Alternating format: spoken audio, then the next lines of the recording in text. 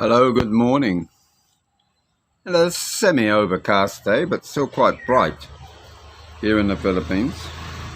Sunday here in the lovely island of Luzon, here in Negilian, La Union.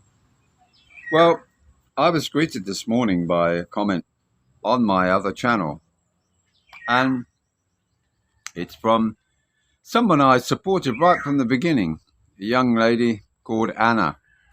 She does lots of shorts, and she's quite quirky, and she really was like a young lady farming in the provinces, showing you some of the things that she got up to, planting rice, and quite interesting little channel.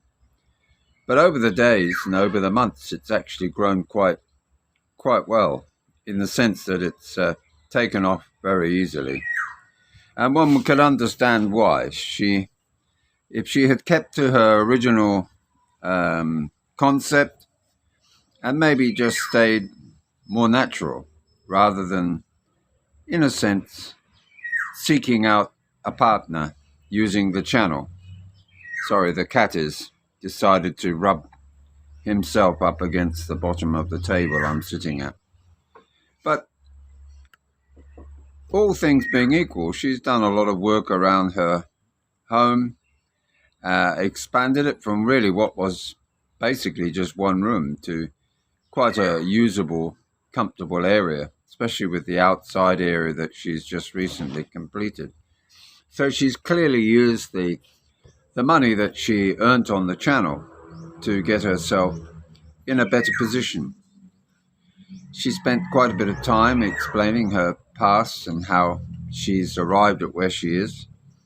And I did follow her. Some of my friends sort of found her a little bit over the top, but I didn't. I just went along with the fact that at least it wasn't quite in your face. But sadly, like everything, sometimes celebrity position, celebrity status can interrupt what is really going to be possibly a good channel. And no disrespect to Anna. She is a genuinely nice person, I believe. I think a regular guy called on her, and there was somebody else that called on her, which helped to boost her channel. I think it was called Anna Official Blog or something like that. And sadly, YouTube have pulled her down, taken her channel completely off, doesn't exist anymore. Apparently also it's suggested that she's tried to appeal, but they've rejected that appeal. Only YouTube, in the wisdom or power that they present with their platform, can only answer why. It's not really a matter of why. It's just sad that the demise of a channel can be so abrupt and not really give you an opportunity to rectify it. Maybe it is a case of 3 strikes and you're out, but I don't think so. I think in many cases you just get taken down regardless, and the appeal system is long-winded, difficult to follow, certain rules and regulations to even follow it, and they're unrealistic for the small channels to provide that sort of ability to conduct a fair and reasonable response to such a big organization as YouTube. But that's their terms and conditions, and sadly she has suffered that.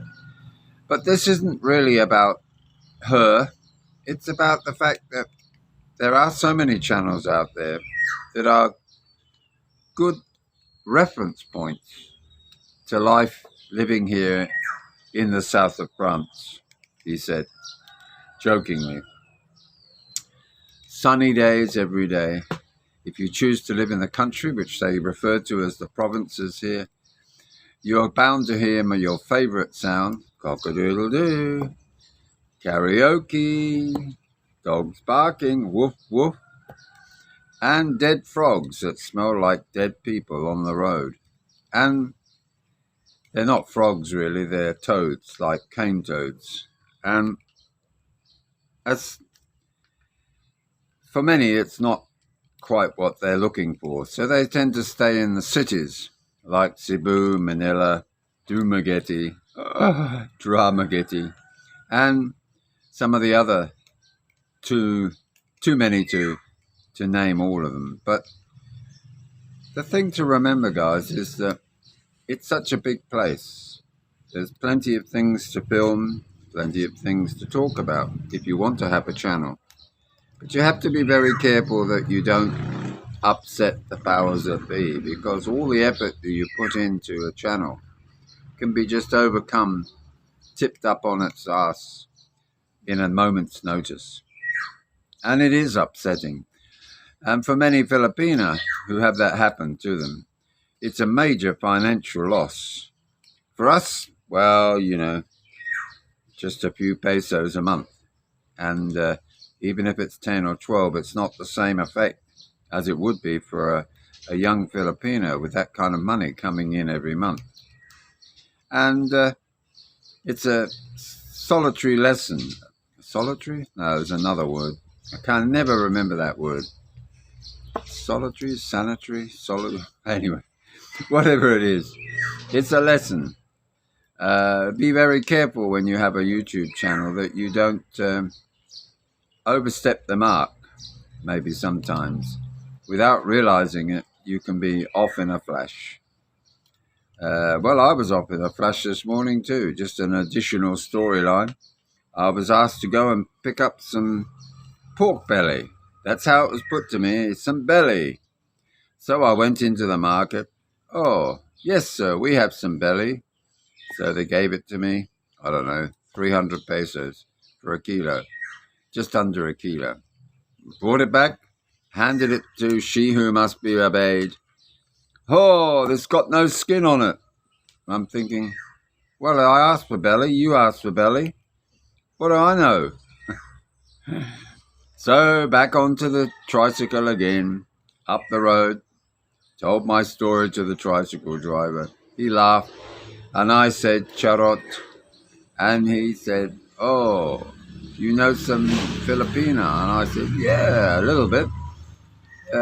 She was a little bit katok with me. And he laughed. And then I said, but then I was pagtit. So he laughed again. And I said, I felt like, oh, kinam. And then he laughed again.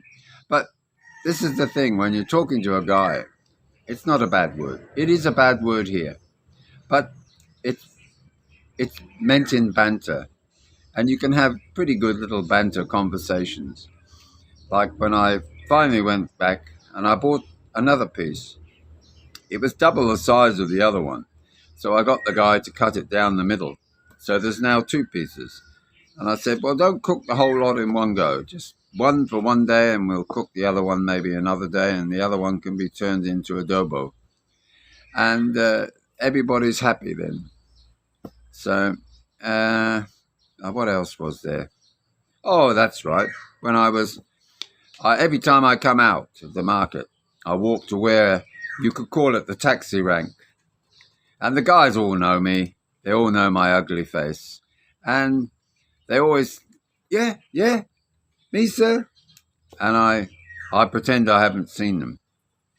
And the other one, you only have to go like that. And they're off, because they're off to get their tricycle, bring it back. Anyway, this young guy ran off to get his tricycle. I didn't actually indicate that I was going to do it, but I did to one of the other guys.